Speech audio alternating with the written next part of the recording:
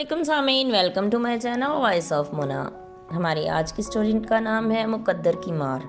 वो अनपढ़ थी लेकिन बहुत खूबसूरत थी। उसकी शादी असिस्टेंट कमिश्नर से हो गई। सब किस्मत पर रश कर रहे थे। माँ मर चुकी थी, बाप ने दूसरी शादी कर रखी थी। सुतेली माँ ने ही रिश्ता करवाया था। शादी हो गई, शौहर बहुत अच्छा था। उसे बोलता कि अनीला तुम मुझसे पढ़ लो, पढ़ाई करके कुछ सीख जाओगी। वो राज़ी हो गई। उसने उसे किताबें ला दी और वो पढ़ने लगी।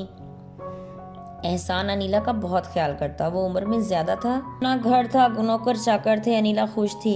सौतेली माँ ने कभी खबर नहीं ली और बाप भी कभी नहीं आया। एहसान भी उसे ले जाता मिलाने के लिए। 3 साल हो गए शादी को। अब उसके पास 2 बेटे थे। फिर एहसान को कोई परेशानी बन गई। वो किसी को बता भी नहीं पा रहा था।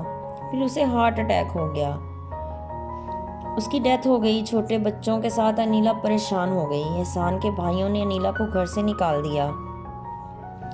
वो बच्चे लेकर बाप के घर आ गई और फैक्ट्री में काम करने लगी। सौतेली माँ ने टिकने नहीं दिया। फैक्ट्री में एक वर्कर काम करता था। उसने उससे शादी कर ली और उसके पास चली गई। वो भी एक गरीब इंसान था। वो खुद ही अपने बच्चों को पाल रही थी। वो बहुत रोती। मुकद्दर ऐसी पलटी खा चुका था, उसे यकीन ही नहीं आ रहा था। उसके घर में नौकर हुआ करते थे और आज वो खुद लोगों के घरों में काम कर रही थी।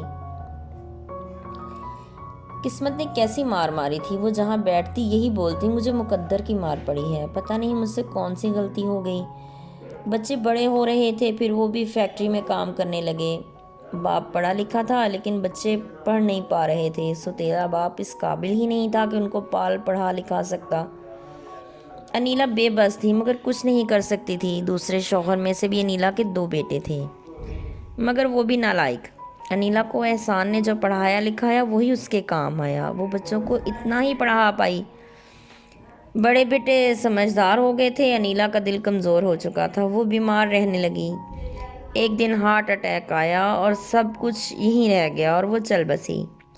खुशियाँ उससे रूठ चुकी थीं और वो खुद भी अब हिम्मत हार गई थी। बच्चे बेआसरा हो गए थे। माँ की चारपाई के पास रो रहे थे और वो हमेशा के लिए सो रही थी। कभी नहीं जाग सकती थी अब वो, और वो माँ को जगा रहे थे। जीते रहिए, खुश रहिए। मिलते हैं अगली कहानी के साथ।